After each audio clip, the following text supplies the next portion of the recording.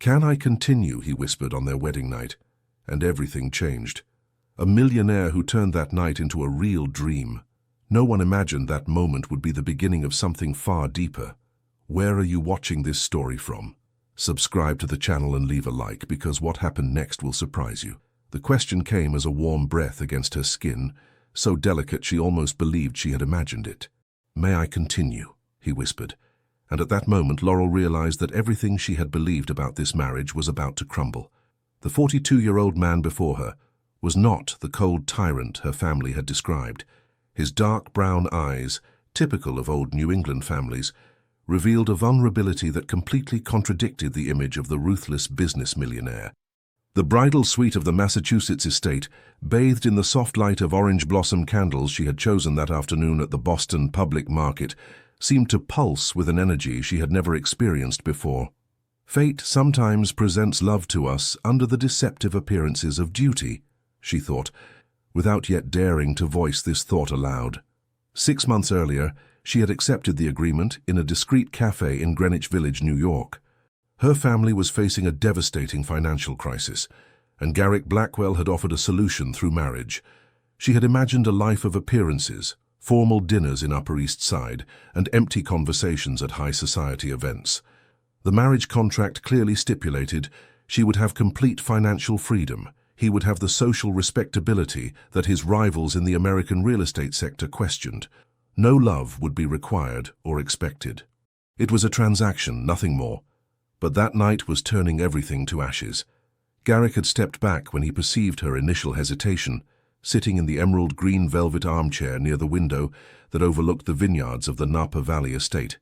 The full moon illuminated his profile, softening the angles of his face usually severe in economic magazines. "We can simply talk," he offered with a kindness that completely disarmed her. And they talked. For hours. He revealed that he had chosen this arranged marriage because at 42, he had grown tired of women interested only in his fortune, built through the restoration of historic properties. He wanted honesty, even if it came packaged in a business agreement. "The naked truth is often more beautiful than the most delicate of illusions," he murmured, his gaze lost in the night landscape. Laurel confessed her abandoned dreams of becoming an architect, specializing in the rehabilitation of Victorian buildings, sacrificed by the necessity to save her family. She told him about her childhood home in Vermont, the 4-century-old oak beams, the scent of apples that permeated the walls every autumn. "I wanted to preserve these stories of stone and wood, give them new life without erasing their soul," she explained, surprised by the emotion rising in her throat. When the sun began to tint the sky above the Berkshire Hills with pink and gold, he took her hand. His fingers were surprisingly rough for a businessman, testifying to years spent touching ancient stones, evaluating materials, caressing the veins of marble. "What if we tried to make this real?" he asked. The proposal shook her deeply. It wasn't seduction. It was an authentic plea. And when she finally allowed herself to accept that touch, she discovered that the man whom New York society painted as calculating and distant was trembling just like her. The first days of this improbable union passed in an atmosphere of strange familiarity. They were learning to cohabitate, to navigate those shared spaces that define daily intimacy. Mornings revealed Garrick as a rigorous early riser, preparing his black coffee himself in the kitchen with blue Vermont slate countertops. Laurel discovered that he read newspapers in a precise order, first the Wall Street Journal, then the New York Times, and finally the Washington Post, even before the sun had fully emerged behind the hills. He made annotations in the margins with a fine-tipped pencil, his precise calligraphy betraying an old-fashioned classical education. "My father used to say that the day's news shapes the mind as breakfast shapes the body," he explained one morning, offering her a cup of Earl Grey tea, which he had memorized as her preference from the second day. This was the first surprise, his capacity for observation, silent and constant. He noticed everything, the way she twisted a strand of hair when anxious, her preference for the sunny sides of rooms, how she instinctively touched the textures of old walls. "How you communicate with buildings," he noted one afternoon as they visited a rarely used wing of the estate. "Your fingers read their history as others read books." The observation had made her blush, not from the intimacy of his gaze, but from the precision with which he had captured something she herself had never verbalized. The first weeks of marriage flowed at a surprising rhythm. He cancelled business trips to Chicago and Seattle to have dinner together every evening on the terrace overlooking the estate gardens. She discovered that he cooked New England clam chowder on Sundays, a tradition he had kept alive since his childhood in Maine. The aroma of fresh seafood and herbs became the smell of home for her. 1 week after their marriage, the first obstacle appeared in the form of a phone call. Garrick was talking in his study, the door ajar, his voice suddenly harder, colder. "I won't discuss my marriage with you, Lawrence. What you read in the New Yorker is none of your business." A pause, then even more coldly. "Whether my wife is 23 or 50 doesn't concern you. Don't call me about this again." That evening he was distant during dinner, as if part of him had withdrawn behind an invisible wall. Laurel felt the strangeness of the situation. She trying to comfort a man she barely knew, but to whom she was bound by the most intimate of contracts. "People will always judge what they don't understand," she said softly, serving the red wine he preferred. "Our ages give them an easy story, prefabricated." He looked up, surprised by her insight. "Lawrence was my mentor," he finally explained. "The man who got me into real estate when I was just a penniless architect of 22. His disapproval hurts you," she completed, "because his opinion matters." The surprise in his eyes confirmed she had hit the mark. For the first time, Garrick smiled at her fully, without reservation. That smile transformed his face, momentarily erasing years and worries. "You are remarkable, Laurel Blackwell." It was the first time he had used her new surname, and strangely, it didn't sound like a chain to her ear. The third obstacle came in the form of an invitation. A charity gala at the Metropolitan Museum of Art, organized by the Foundation for the Preservation of American Heritage. The golden envelope remained on the marble console in the entryway for 3 days before Garrick mentioned it. "You don't have to attend," he said while they were having breakfast on the terrace, the autumn sun creating golden patterns on the white tablecloth. "These events are often ruthless for newcomers." He didn't specify especially for young wives of wealthy businessmen, but Laurel heard it in his silence. "I'll go," she decided, slightly straightening her shoulders. "Our agreement implies public appearances, doesn't it?" A shadow passed over his face at the mention of their arrangement. "It's not a contractual obligation," he responded, his voice more formal than it had been for weeks. The evening of the gala, Laurel chose a simple but elegant midnight blue dress, her only ornament being a pearl necklace that had belonged to her grandmother, the only piece of value her family hadn't sold during their financial crisis. When she descended the main staircase of the estate, she saw Garrick waiting for her at the bottom, magnificent in his classic black tuxedo. His gaze when he saw her was like a physical caress. "You are—" He stopped, visibly searching for the right word. "Luminous." The Metropolitan Museum of Art sparkled under chandeliers and spotlights. As soon as they entered, Laurel felt gazes settle on them, like invisible needles pricking her skin. Garrick placed his hand on the small of her back, a gesture of support, of presence. "Garrick, my dear." A woman in her 50s, elegant in a scarlet-red dress, approached them. Her calculating green eyes scanned Laurel from head to toe in a rapid and not-so-subtle evaluation. "And here is the new Mrs. Blackwell. Enchanted, my dear. I'm Isabel Morgan, an old friend of your husband." The word "old" was pronounced with an emphasis that suggested much more. "Mrs. Morgan, I've heard a lot about you," Laurel politely lied. "Really?" Isabel cast a surprised look at Garrick. "That's unusual for him to talk about his past. Isn't it, Rick?" "Isabel," Garrick interrupted, his voice low but firm. "Your husband was looking for you by the bar." The woman smiled, not at all intimidated. "Of course, I'll leave you. But we absolutely must have lunch together, my dear. I have so many stories to tell you about Garrick's life and before." After her departure, Laurel felt the tension in Garrick's arm against hers. "An ex-lover?" she asked directly. "Briefly. A long time ago. She seems to think it was more significant." Garrick sighed, taking 2 flutes of champagne from a passing waiter. "Isabel lives in a past that never really existed. She collects relationships as others collect art. For prestige, not emotion." The evening continued like this, peppered with similar encounters.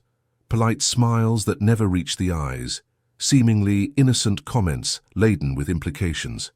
The new wife. So young. What freshness she brings. Garrick has always had good taste in acquisitions. Laurel felt each word like a small cut, but refused to show her pain. It was exactly what she had expected when accepting this marriage, being seen as an accessory, a decorative object on the arm of a powerful man. But what surprised her was Garrick's reaction.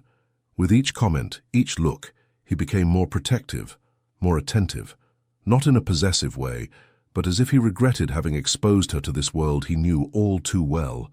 Midway through the evening, he leaned toward her. "Do you want to leave?" "That would be admitting their victory," she replied, though the idea of escaping was tempting. "There's no victory or defeat here, Laurel, only comfort and discomfort, and I prefer your comfort to any social obligation." These words, spoken simply but with evident sincerity, touched something in her. For the first time, she wondered if their arrangement might really evolve into something deeper than mutual convenience. It was on a rainy October morning that Laurel discovered the secret. She was exploring the numerous rooms of the estate, some still unknown after almost a month of residence.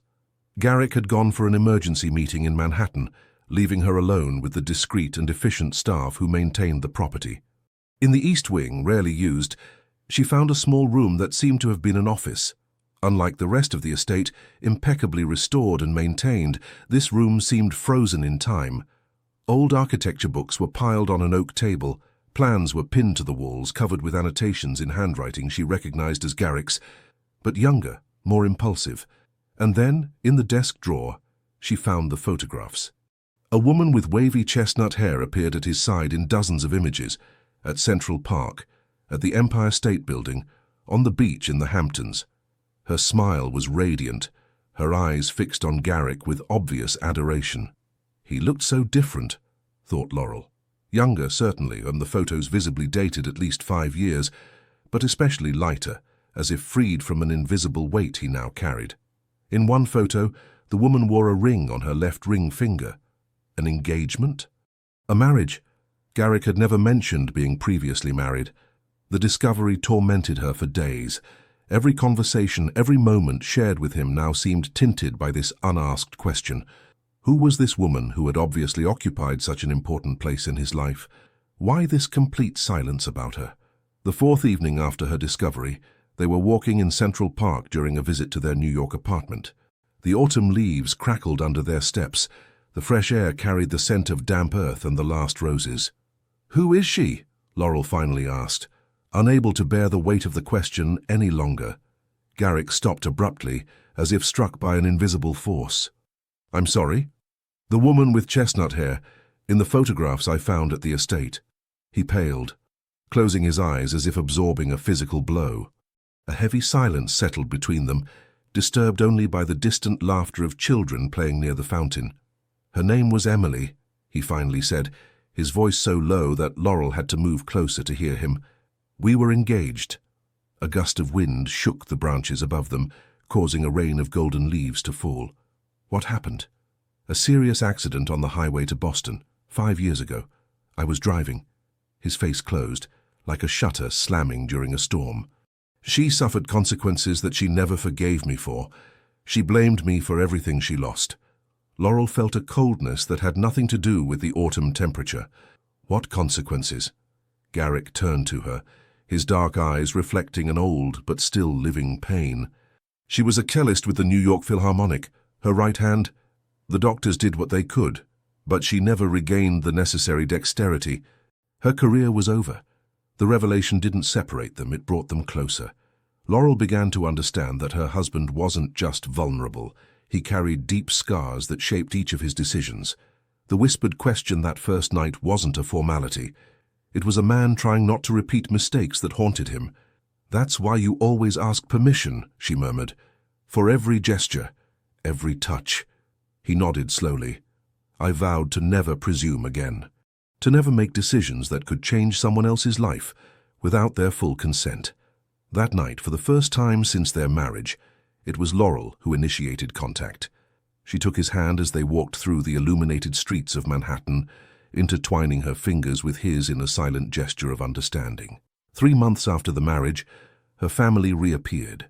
not with gratitude, but with new demands. They had arranged to meet at a traditional bakery in Greenwich Village, a neutral place chosen by Laurel. As soon as she saw her brother Andrew, her mother Helen, and her father Richard enter, she knew something had changed. They carried themselves differently, more upright, dressed in visibly new and expensive clothes.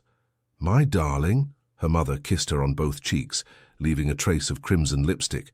"You're radiant. Marriage suits you." Laurel smiled politely, noting the new Prada bag her mother carried, a purchase that would have been unthinkable 6 months earlier during their supposed financial crisis. They ordered coffee and pastries, exchanging trivialities about the weather, about New York in autumn, about the latest exhibitions. Then, like a scene change in theater, the tone subtly shifted. "So my sister is now one of the wealthiest women in America," Andrew began with a smile that didn't reach his eyes.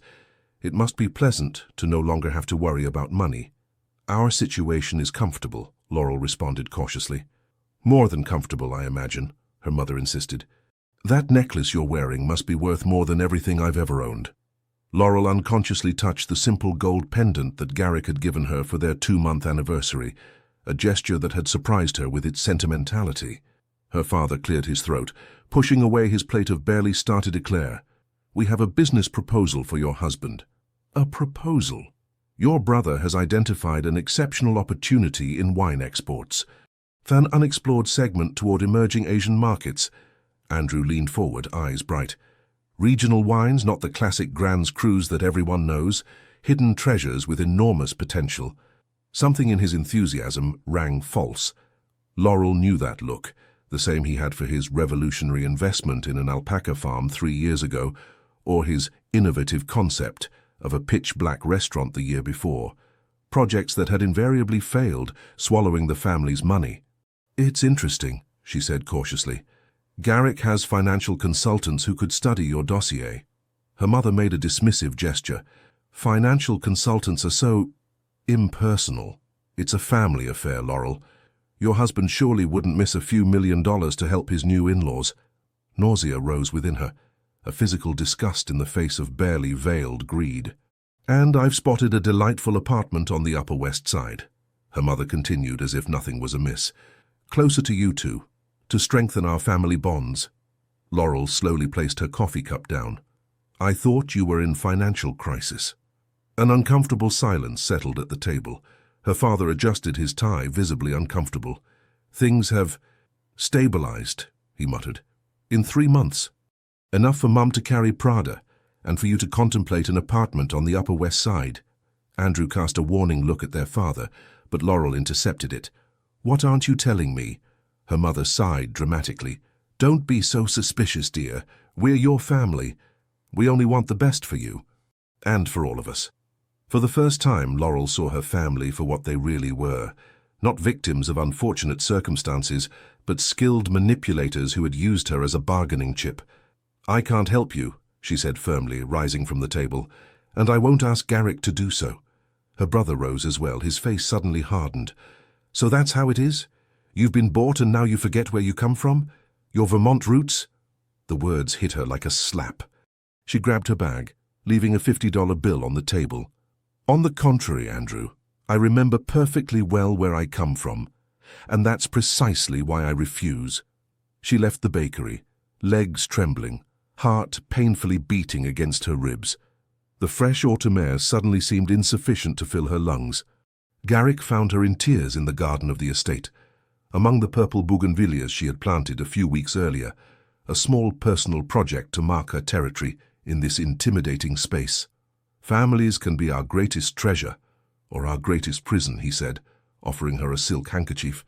"You haven't betrayed them. They betrayed themselves." His simple words cut through the guilt that was suffocating her. He sat beside her on the stone bench, respecting her space without invading it. "How did you know," she asked, "that you would be here, or what had happened?" "Both." He smiled gently. "You always come here when you're upset. As for your family, let's say I have some experience with people who see others as means rather than ends."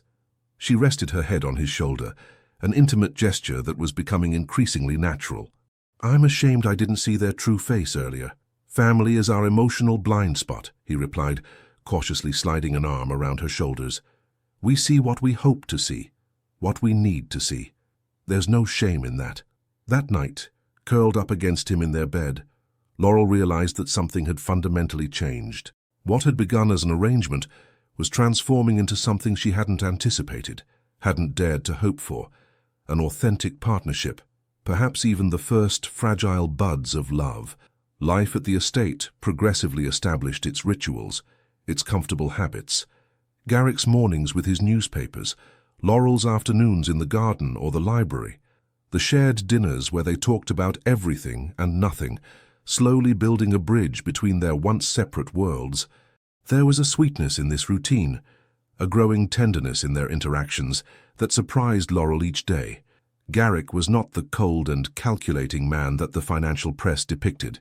In private, he was attentive, sometimes even playful, with a dry humor that made her burst out laughing when she least expected it. One Tuesday morning, while he had gone for a series of meetings in the financial district, Laurel decided to organize her personal office in the south wing of the estate. Garrick had suggested this bright space overlooking the gardens, but she had delayed setting up, still feeling partially like a guest in this immense residence. Arranging architecture books she had accumulated over the years, she accidentally knocked over a pile of documents that Garrick had left on the mahogany desk. As she picked them up, her gaze was drawn to a familiar name, Winters, her mother's maiden name. Intrigued, she examined the document more carefully. It was a private investigator's report, dated 2 years ago. The pages detailed her family's finances, their debts, but also their hidden assets. An apartment in Aspen under a shell company's name, modest but real Swiss accounts. With bated breath, Laurel continued reading. The report mentioned a meeting between her father and Garrick at the Four Seasons, more than a year before their marriage. Photographs showed the two men in animated discussion. Her family's financial crisis had been fabricated. Her father had negotiated with Garrick for more than a year, creating the illusion of desperation to force the marriage. And Garrick knew. He had always known. The betrayal hit her like an icy wave. Not only had her family manipulated her, but the man she was beginning to love had lied to her by omission from the beginning. When Garrick returned that evening, he found her on the terrace overlooking the Hudson River, the dossier open on the table before her, an untouched glass of bourbon beside it. His face froze when he saw the documents.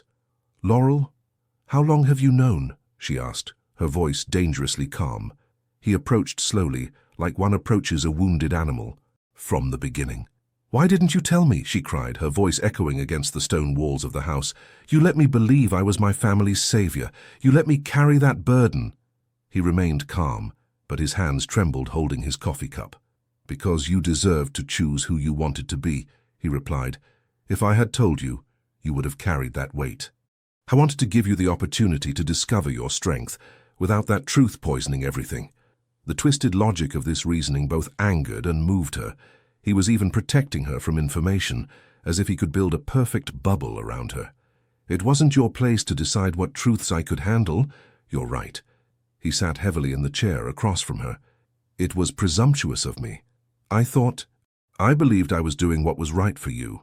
By lying to me? By letting you discover your own path." He leaned forward, his eyes seeking hers. "Laurel, when your father approached me with this proposal, I initially refused. The very idea seemed archaic, manipulative. Then I saw you by chance at an architecture exhibition at MoMA. This revelation took her by surprise." "What? When?" 18 months ago. You were passionately explaining Sullivan's principles to a group of students. I was fascinated, not by your beauty, though it's undeniable, but by your intelligence, your passion. I inquired about you. I discovered your talent, your frustrated ambitions, and I thought that perhaps this marriage could offer you the freedom that your family had denied you." Laurel felt tears rising, a complex emotion she couldn't name. "You had no right to play with my life like that." "No," he admitted. "I didn't have that right." Silence settled between them, heavy as the night falling over New York. "I don't want protection," she finally said. "I want a partnership. I want honesty, even when it hurts." Garrick nodded slowly. "I can give you that. From now on, no secrets, even well-intentioned ones. Promise me." "I promise." He extended his hand toward her, palm open. An invitation, not a demand. "May I continue, Keith, with you? Differently this time?" Laurel looked at that outstretched hand, this simple gesture that contained so much. After a long moment, she placed her hand in his. "We'll see." The following months were of reconstruction. Not easy, not linear, but determined. Laurel established clear boundaries. No secrets, even well-intentioned ones. Garrick accepted, but the process was painful. Each revelation cost him a visible effort. She discovered the lawsuits he was facing in the New York and Boston courts, the company on the brink of a hostile takeover by Chicago investors, the constant pressure from competitors who envied his success in the historic property sector. "Why have you never told me about this?" she asked one evening, as they examined complex legal documents in the study. "I didn't want to burden you with my problems," he admitted, "and perhaps I feared you would see me as weak, vulnerable." "Vulnerability isn't weakness, Garrick." He looked up from the papers, his gaze intense. "That's what my father always said. A Blackwell never shows his weaknesses. I suppose some lessons are hard to unlearn." In exchange for this new transparency, Laurel made a decision that both terrified and exhilarated her. She opened her architecture firm in a small space in Brooklyn. Small, initially just her and an assistant, working on rehabilitation projects of old brownstones. Garrick offered financing, but she refused, taking a loan from a traditional Manhattan bank. She needed to build something that was unquestionably hers. "I want to succeed or fail on my own merits," she explained. "Not as your wife, but as Laurel Blackwell, architect." He accepted her decision with evident respect, nevertheless helping her navigate the administrative and legal complexities of starting a business. They found a delicate balance, his support without control, her independence without isolation. The firm, simply named Perspectives, began modestly. Her first client was a professor at Columbia who wanted to restore a small apartment in Greenwich Village while preserving its historic character. Laurel threw herself into this project with passion, spending hours researching period materials, drawing plans that respected the soul of the place while making it functional for modern living. Garrick surprised her one evening, arriving at her office with a basket containing a home-prepared dinner, his famous clam chowder, fresh bread, a bottle of white wine. "You haven't left your office in 14 hours, he said simply, setting the meal on her drafting table. "I thought you might prefer not to interrupt your work." This simple gesture, this understanding of her commitment, touched Laurel deeply. It was exactly the type of partnership she had hoped for, where each supported the other without suffocating them. The restructuring of their relationship didn't just concern their personal lives. Together, they began to redefine their public image. No more facade, no more pretense. During galas and events, Laurel spoke openly about her firm. Garrick proudly introduced her as an architect. They gradually became not a businessman and his young wife, but two professionals sharing a life and common passions. "You don't have to come to all these events with me," she said one day as they were preparing for the inauguration of her first completed project. "I know." He adjusted his tie in front of the mirror. "I come because I'm proud of you, and because I like being where you are." This simple statement, devoid of romantic grandiloquence, resonated more deeply in her than any traditional profession of love would have. Their partnership strengthened day by day, brick by brick, like the buildings they both loved. Solid foundations, carefully planned structures, and sometimes moments of pure beauty that transcended mere functionality. The fifth turning point came when a client recognized her surname during a meeting in a cafe on Fifth Avenue. A woman in her 60s, elegant and distinguished, owner of a historic townhouse in the West Village that she wanted to restore. "Blackwell?" she had asked, her gaze suddenly calculating. "Like Garrick Blackwell." Laurel had nodded, now accustomed to this recognition. "You're his wife?" the woman asked with evident disdain. "It must be convenient to have contracts guaranteed by your husband's name." The accusation burned like acid. All her efforts to establish her independence, all her nights of hard work, reduced to nothing by a simple assumption. "My contracts are obtained through my skills, ma'am," Laurel responded, maintaining an icy politeness. "My portfolio speaks for itself. But if you prefer to work with another architect, I perfectly understand. The client seemed surprised by this reaction. She studied Laurel with a new, more evaluative gaze. No, that won't be necessary. I've seen your work on the Lamberts' apartment. It was impressive. The meeting continued, but the poison of doubt had infiltrated. Returning to their New York apartment that evening, Laurel was silent, lost in her thoughts. Is something wrong? Garrick asked as they dined on the balcony, the Empire State Building sparkling in the distance. She told him about the incident, the frustration evident in her voice. I realize that I'll constantly struggle to prove my worth separately from you, she concluded, particularly in conservative New York society. Garrick set down his fork, thoughtful. It's unfair but predictable. People like simple explanations. She succeeded because of her husband is easier to understand than she has talent and works hard. How did you handle this? People attributing your success to your name, your family? He smiled slightly. My father was a plumber in Portland, Maine, Laurel. My name didn't open any doors. This revelation surprised her. He rarely spoke of his childhood, his origins. I thought your family had been in real estate for generations. That's the image I cultivated. Simpler than explaining how the son of a working-class immigrant made it into the closed circle of New York's real estate elite. She looked at him with new eyes, realizing how much she still had to learn about this man she thought she was beginning to know. Why have you never told me? You never asked. He took a sip of wine. And perhaps I liked the idea that you saw me as naturally belonging to this world that I worked so hard to be part of. This conversation marked a turning point in their relationship. They began to share more deeply their stories, their origins, the experiences that had shaped them. Laurel discovered that Garrick had worked as a laborer on construction sites to pay for his architecture studies, that his first apartment in New York had been a tiny studio in Hell's Kitchen, that he had eaten ramen noodles for months to save enough to buy his first property, a small dilapidated commercial space that he had restored himself on weekends. These revelations created a new bond between them, a deeper understanding than what comes from simple daily proximity. But Laurel's professional doubts persisted. For every client who sincerely appreciated her work, there was another who looked at her with skepticism, who whispered behind her back, who questioned her competence. Perhaps I should use my maiden name, she suggested one evening, for my professional projects. Garrick considered the idea without immediate reaction, visibly weighing his words. If that's what you wish, I'll support you. But don't let others' pettiness define your choices. The Blackwell name is as much yours as mine now. You fill it with your own meaning, your own legacy. Laurel felt the weight of his words, the truth they contained. Her name, whether that of her birth or that of her marriage, didn't define her talent, her vision, her passion for architecture.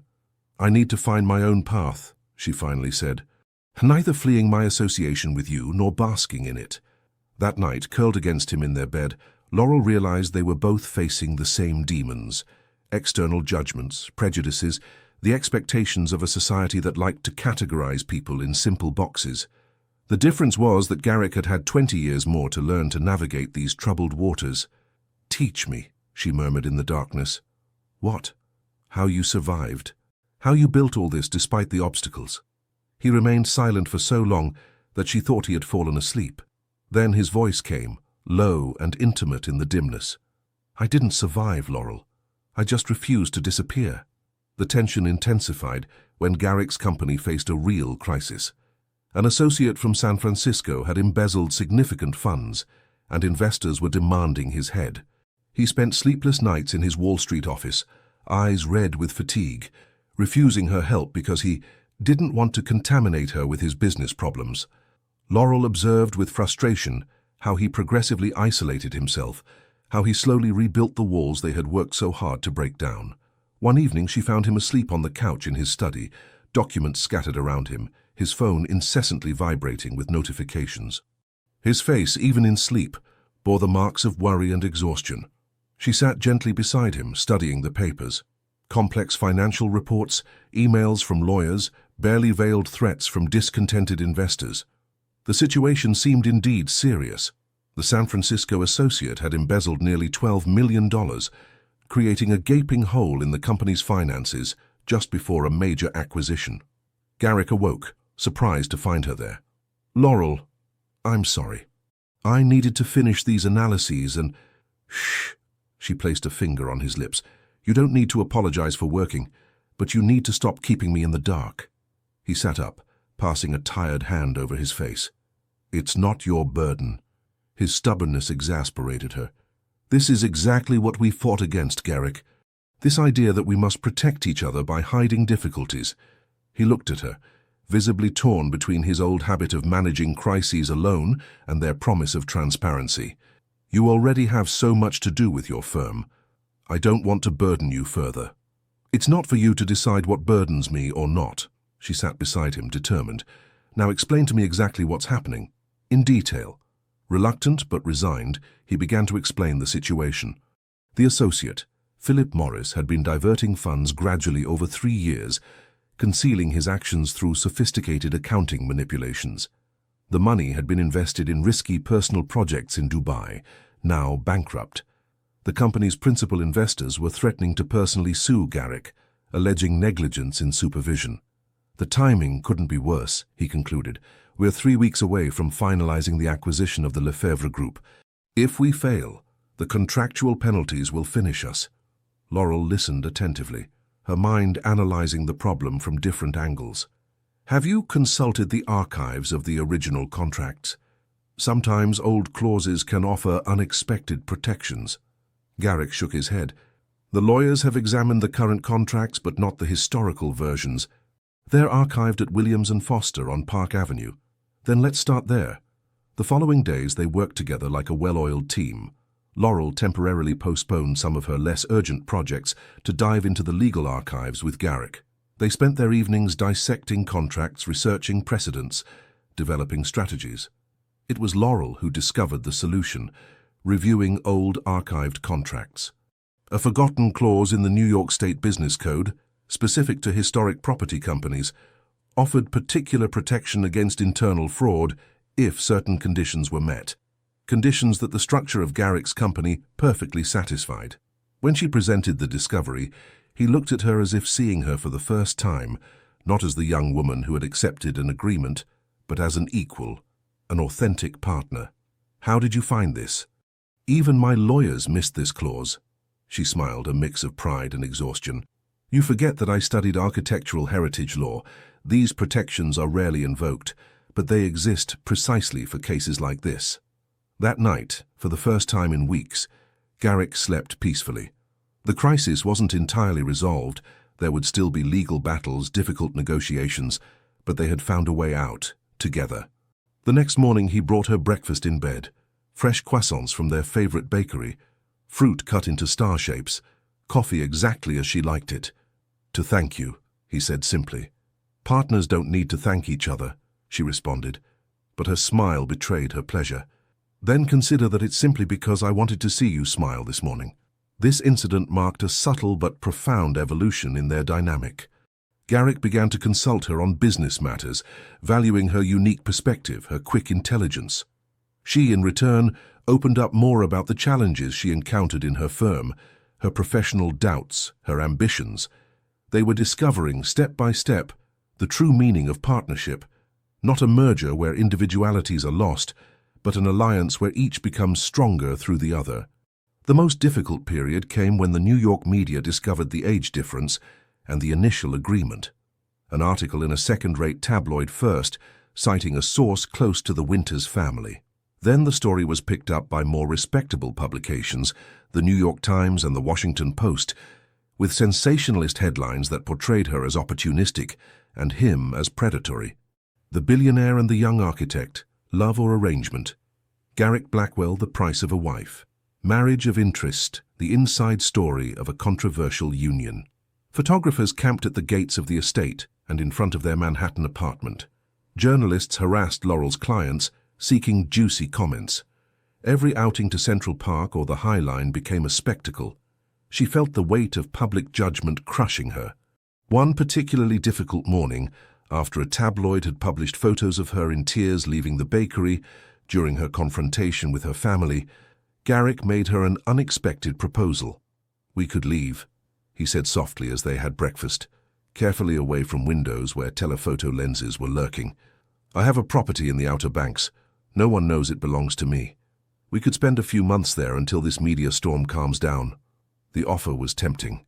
The idea of escaping, of taking refuge in a place where no one would know them, where they could simply be Garrick and Laurel, without the labels, without the judgments.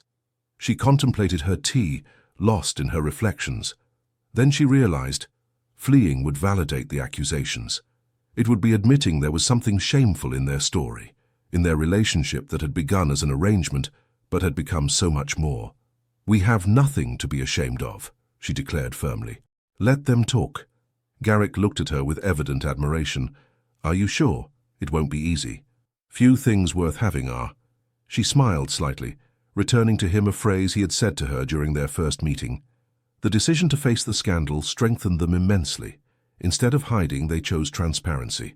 They gave a single interview to NPR, honestly explaining how the marriage had begun and what it had become.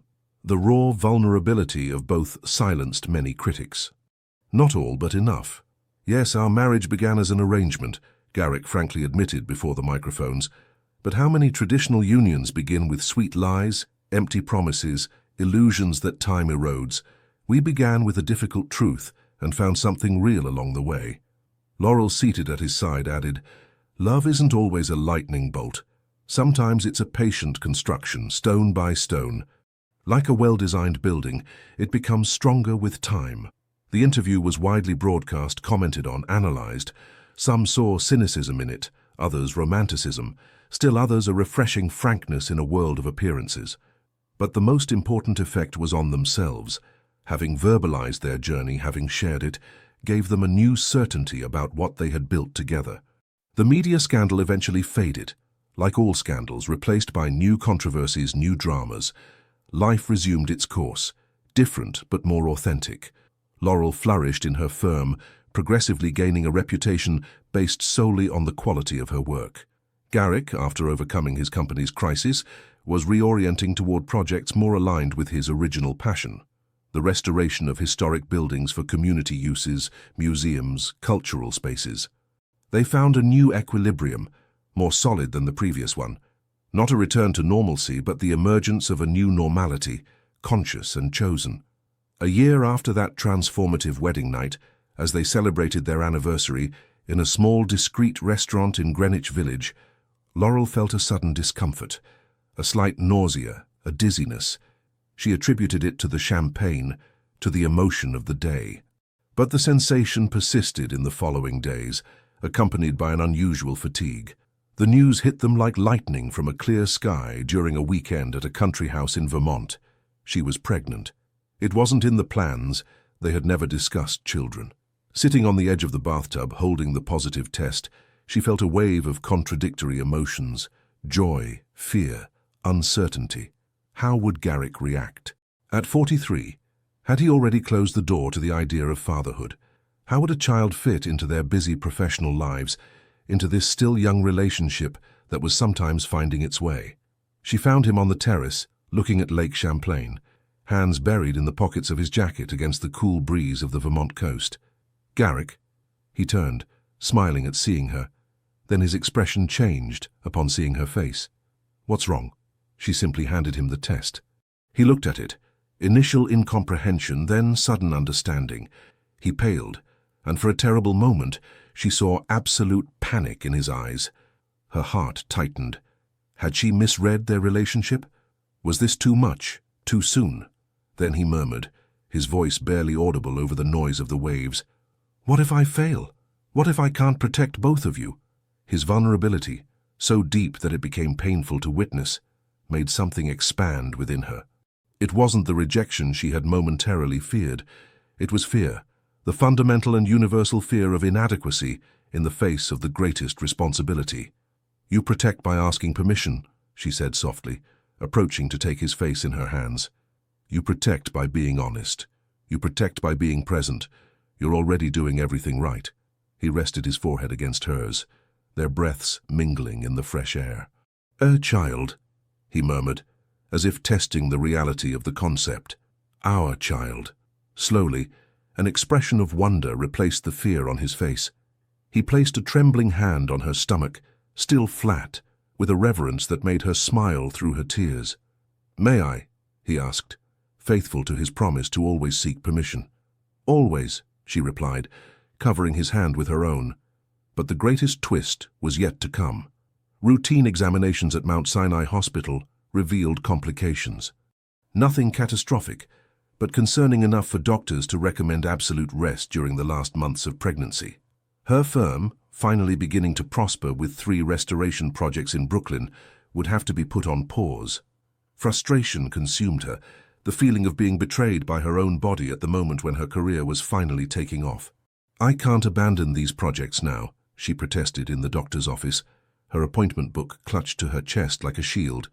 These clients trusted a young architect when no one else would. Dr. Moretti, a woman in her 60s with kind but firm eyes, shook her head. "Your blood pressure is too high, Mrs. Blackwell. The risk of preeclampsia is significant. It's not just about your health, but also your baby's." On the way back in the car, Laurel remained silent, watching the New York streets pass by without really seeing them. Garrick respected this silence, intuitively understanding her need to digest this new constraint. That evening, lying on their bed, she finally let the tears flow. Tears of frustration, of powerless anger. "I needed to prove I could do it on my own," she murmured. "Without your name, without your money, just with my talent. And now—" Garrick sat beside her, gently stroking her hair. "You have nothing to prove, Laurel. Certainly not to me, and not to the world either. That's easy for you to say. You've already proven your worth." He smiled slightly. "Do you think these doubts ever disappear? Even now, after everything I've built, I sometimes wake up at night, terrified of being exposed as an imposter, of going back to square one." This confession surprised her.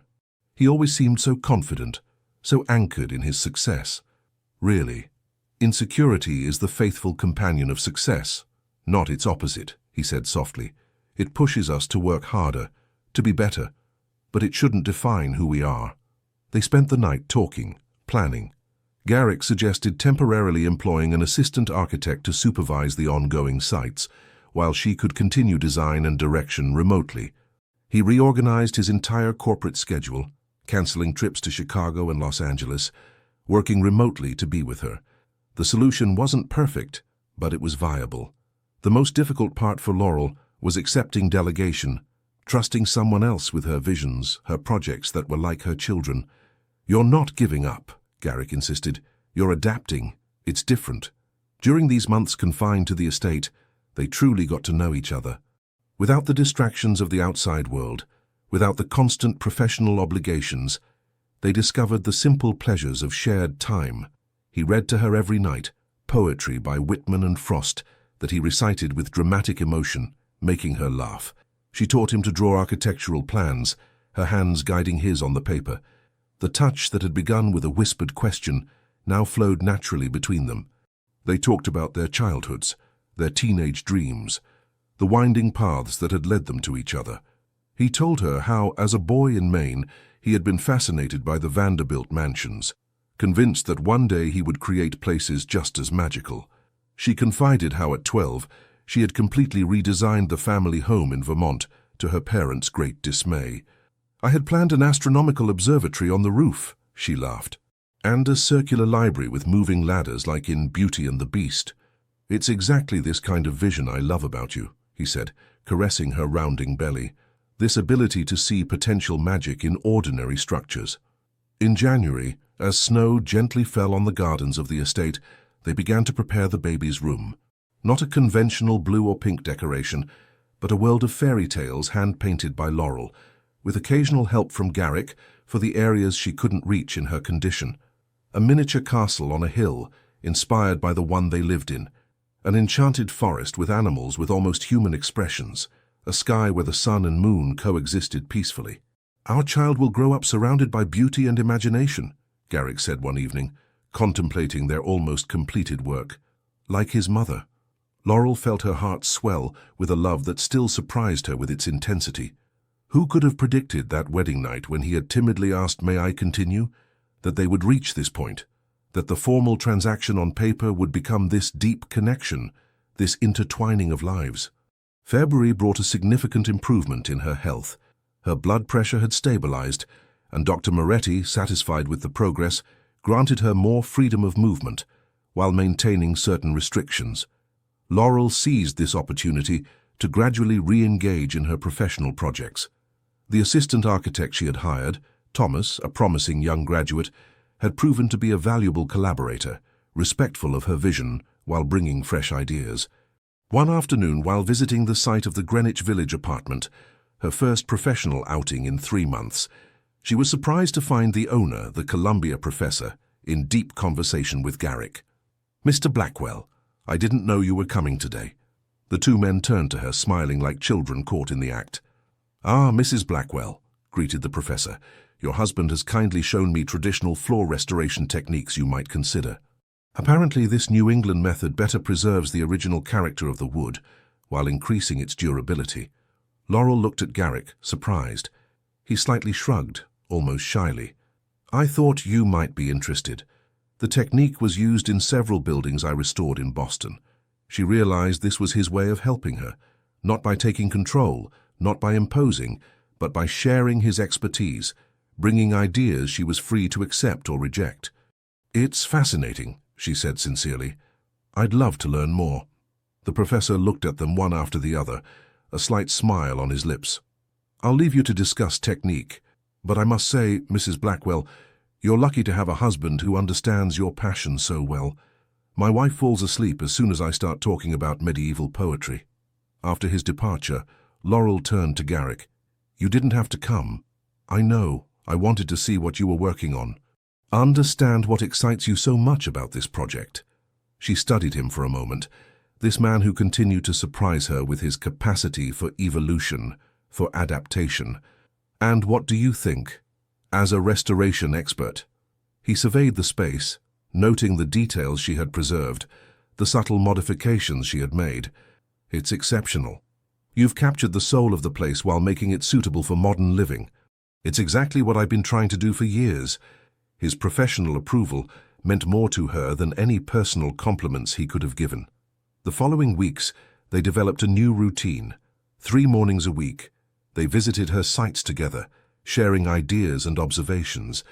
In the afternoons, she rested at the estate while he worked in his nearby office, always within earshot if she needed anything. It was during this period that they began to seriously discuss the professional future. "Have you ever considered collaborating on certain projects?" he asked one day, as they lunched in the estate's conservatory. "Not all, of course. You must maintain your independence, your own vision, but perhaps some specific projects where our expertise complements each other." The idea would have terrified her a few months ago, the fear of being eclipsed, of being seen simply as the wife of. But now, having established her own professional identity, having seen how he respected her work, the idea seemed less threatening. "What type of project did you have in mind?" "I recently acquired an old theater in the East Village. An architectural gem from the Progressive era, but in a state of advanced decay. I was thinking of restoring it, then donating it to the city as a cultural space." Your approach to preserving historic soul while creating functional spaces would be perfect. The enthusiasm in his voice was contagious. She felt her own excitement grow imagining the possibilities of such a project. "A one-time collaboration," she specified, "not a merger of our businesses." "Of course. Blackwell Heritage and Perspectives would remain distinct entities. It would simply be an architectural dialogue between us." An architectural dialogue. The expression pleased her immensely. Wasn't that what they had been building from the beginning, in their own way? A dialogue between two people, two perspectives that created something greater than what they could have accomplished separately. "I would like that very much," she finally said, "to see how we function together professionally." His smile lit up his face, and she was struck, as often lately, by how this serious and reserved man could suddenly radiate an almost childlike joy. "You'll see," he said, taking her hand across the table. "We'll create something extraordinary." She believed his words, not from romantic naivete, but because they had already begun to create something extraordinary together, a relationship that defied all predictions, all conventions. A love born not from illusion, but from shared reality, a union that didn't erase their individualities but enriched them. "I don't doubt it for a moment," she replied, intertwining her fingers with his. April arrived with its capricious showers and sudden clearings, reflecting Laurel's changing mood in the last weeks of her pregnancy. Excitement and apprehension mingled in her like the currents of warm and cold air that made the first leaves of the park trees dance. The routine examinations at Mount Sinai Hospital showed that all was going well, but the doctors, as a precaution, decided to schedule delivery 2 weeks before term. "It's simply preventative," Dr. Lambert assured, noting the concern in Garrick's eyes. "Given the history of blood pressure issues, we prefer to control the parameters." The appointed day approached, and with it rose a new form of tension between them. Not a conflict, but rather an intensification of their emotions, a shortening of the distances they had carefully maintained even in their growing intimacy. One evening, as they prepared the final details of the baby's room, Garrick pulled out a small carved wooden box from his jacket pocket. "I have something for you. For both of you, actually." Intrigued, Laurel opened the box. Inside rested an antique gold medallion, finely chiseled with floral motifs. She opened it to discover, on one side, a tiny photograph of them both taken during their weekend in Vermont, and on the other, an empty space. "For our child," he explained, "when he or she is born." "It's beautiful," she murmured, touched by the symbolism. "It belonged to my grandmother. It's one of the few valuable objects my family owned. She gave it to my mother when I was born, and now—" His voice broke slightly, revealing an emotion he had rarely shown so openly. "I never thought I would be a father," he admitted. "After Emily, after everything that happened, I had closed that door, accepted that some things weren't for me." Laurel approached him, placing a hand on his cheek. "And now I'm afraid, terribly afraid." He covered her hand with his own. "But not enough to give up this happiness." These words contained everything they had learned together, all the journey taken since that first night when fear and mistrust had nearly prevented them from discovering what they could be for each other. The day of the scheduled delivery arrived faster than they had imagined. Mount Sinai Hospital, with its bright corridors and efficient staff, welcomed them at dawn. Garrick, usually so composed, so self-possessed, suddenly seemed disoriented, as if all his negotiator skills, his decision-making abilities, had abandoned him in the face of this event he could neither control nor predict. "Everything will be fine," Laurel reassured him, for once reversing their usual roles. "We're in the best possible place with the best doctors." The delivery was longer than expected. Minor complications prolonged labor, and Laurel, exhausted, drew on reserves of strength she didn't suspect she had. Garrick didn't leave her side for a single instant, offering his silent support, his constant presence. When the baby was finally born at Mount Sinai Hospital, a little girl with Laurel's eyes and Garrick's dimpled chin, she watched the man who had been introduced to her as a business arrangement hold his daughter with absolute reverence. Tears flowed down his face without any shame. "Thank you," he whispered, not to her but to the universe, to whatever force had given them this impossible moment. "What do you want to name her?" asked Laurel, exhausted but euphoric. They hadn't discussed names, preferring to wait to meet their child before deciding. Garrick looked at the little girl in his arms, his face expressing a tenderness that Laurel had never seen, even in their most intimate moments. "Emily," he said softly. Then, meeting Laurel's gaze, "Not for the past, but for the clarity she brings to our future, for the light she represents." Laurel felt tears rising. This decision, this ability to transform pain into something beautiful, something new, summarized everything she loved about this complex and profound man. "Emily Laurel Blackwell," she nodded, "for clarity and light." The days that followed in the hospital were a whirlwind of medical visits, clumsy learning of newborn care, moments of wonder and doubt. Garrick, who ran a company employing hundreds of people, seemed completely destabilized by this tiny human being who weighed barely 7 pounds. "How can something so small be so intimidating?" he murmured one night as they watched Emily sleep in her hospital bassinet. "Because she's the only thing we can't control," replied Laurel. "The only project we can't fully plan." He smiled, recognizing the truth in her words. "She's perfect," he said simply. And indeed, she was. Not in a conventional or idealized sense, but perfect in her complete reality. Her unexplained cries at 3 in the morning, her way of gripping Garrick's finger with surprising strength, the way her eyes already seemed to observe the world with curiosity. When they finally left the hospital to return to the estate, Laurel felt a mixture of excitement and apprehension. It was the beginning of a new chapter, a new configuration of their relationship that now included this third person, this new life they had created together. The planned 6-month journey had transformed into 18 months of complete metamorphosis.